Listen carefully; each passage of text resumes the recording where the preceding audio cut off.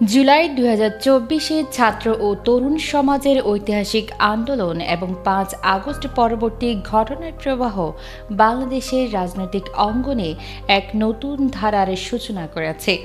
এই নবজাগরণে দৃশ্যমানভাবে সক্রিয় হয়েছে বাংলাদেশ জামায়াতে ইসলামী। দীর্ঘদিন রাজনৈতিকভাবে নিষ্ক্রিয় থাকার পর এবার দলটি নির্বাচনে অংশগ্রহণের উদ্দেশ্যে দেশজুড়ে ব্যাপক সাংগঠনিক প্রস্তুতি নিচ্ছে। জানা গেছে, জামায়াত ইতোমধ্যে দেশের প্রায় ৩০০টি আসনের জন্য তৃণমূল পর্যায়ের সম্ভাব্য প্রার্থীদের যাচাই বাছাই সম্পন্ন করে একটি প্রাথমিক তালিকা তৈরি করেছে। যদিও সময় ও রাজনৈতিক প্রেক্ষাপট অনুযায়ী এই তালিকার পরিবর্তনের সম্ভাবনা রয়েছে, তবে দলটি একটি গুরুত্বপূর্ণ বার্তা জনসাধারণের সামনে উপস্থাপন করেছে। এবার তারা শিক্ষিত, যোগ্য এবং সমাজসেবায় নিবেদিত প্রার্থীদেরকেই নির্বাচনে প্রাধান্য দিতে চায়। বিশ্লেষকদের মতে এটি জামায়াতের কৌশলগত অবস্থানের একটি পরিবর্তনের ইঙ্গিত। এবার মনোনয়ন প্রাপ্তদের মধ্যে রয়েছেন প্রায় ১০০ জন বিশ্ববিদ্যালয় ও কলেজের অধ্যাপক, ৫০ থেকে ৬০ জন জনপ্রিয় শিক্ষক ও শিক্ষা প্রতিষ্ঠানের প্রধান, ৪০ থেকে ৫০ জন আইনজীবী, অ্যাডভোকেট ও ব্যারিস্টার। এছাড়া অনেকেই উচ্চশিক্ষিত আলেম ও পেশাজীবী হিসেবে পরিচিত। পাহাড়ি অঞ্চল, সংরক্ষিত নারী আসন এবং প্রবাসী অধ্যুষিত এলাকাগুলোতেও দলটি প্রভাব বিস্তারে মনোযোগ দিচ্ছে।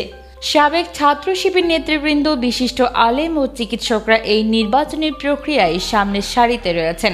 জামায়াতের কেন্দ্রীয় একাধিক সূত্র জানিয়েছে, এই তালিকায় প্রণয়ন করা হয়েছে বৃহত্তর রাজনৈতিক ঐক্য ও জোট গঠনের সম্ভাবনাকে মাথায় রেখে, যেখানে বিএনপি বা অন্যান্য বিরোধী দলের অবস্থান শক্তিশালী। সেখানে সমন্বয় করে প্রার্থিতা নির্ধারণ করা হবে।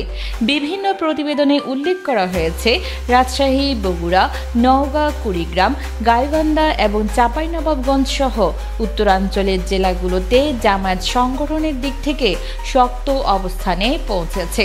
বুদ্ধিজীবী, আলেম, চিকিৎসক এবং জনপ্রিয় সামাজিক নেতৃত্বের মাধ্যমে তারা স্থানীয় পর্যায়ে জনসংযোগ ও প্রচারণা চালাচ্ছে। তবে এখনও কিছু আসনে প্রার্থী চূড়ান্ত হয়নি বলে জানা গেছে। দলীয় সূত্র থেকে জেলা ও উপজেলা পর্যায়ের নেতাকর্মীদের দ্রুত শুনানি শেষ করে কেন্দ্রীয় দপ্তরে পাঠানোর নির্দেশনা দেওয়া হয়েছে। পাশাপাশি তরুণদের এই জাগরণকে ভিত্তি করে জামায়াত বিশেষভাবে নতুন ভোটার, ছাত্র সমাজ এবং ইসলামপন্থী পরিবার থেকে আগত তরুণদের মনোযোগ আকর্ষণে কাজ করছে। বিভিন্ন ধর্মীয়, সামাজিক ও রাজনৈতিক প্ল্যাটফর্মে জামায়াতপন্থী বক্তারা নিয়মিত প্রচারণা চালিয়ে যাচ্ছেন। রাজনৈতিক বিশ্লেষকদের মতে এসব উদ্যোগ বাস্তবায়িত হলে জামায়াত কিছু নির্বাচনী এলাকায় প্রতিদ্বন্দ্বিতামূলক অবস্থানে যেতে পারে। তবে সেই অবস্থান কতটা দীর্ঘস্থায়ী হবে তা নির্ভর করছে বৃহত্তর রাজনৈতিক পরিবেশ, নির্বাচন কমিশনের নিরপেক্ষতা এবং সহিংসতামুক্ত নির্বাচন নিশ্চিত করার উপর। অন্যদিকে বিএনপি নেতৃত্বাধীন জোটের সঙ্গে জামায়াতের ভবিষ্যৎ সম্পর্ক এখনও অনিশ্চিত। দলটি এককভাবে নির্বাচনে যাবে নাকি জোটবদ্ধভাবে অংশ নেবে তা পরিষ্কার হতে আরও কিছুটা সময় লাগবে। তবে একটি বিষয় স্পষ্ট, ২০২৪ সালের গণজাগরণ বাংলাদেশ জামায়াত ইসলামীকে আবারও রাজনৈতিক আলোচনার কেন্দ্রবিন্দুতে ফিরিয়ে এনেছে। এখন দেখার বিষয় তাদের প্রস্তুতি এবং তালিকা কতটা কার্যকরভাবে নির্বাচনী রাজনীতিতে বাস্তবায়িত হয়।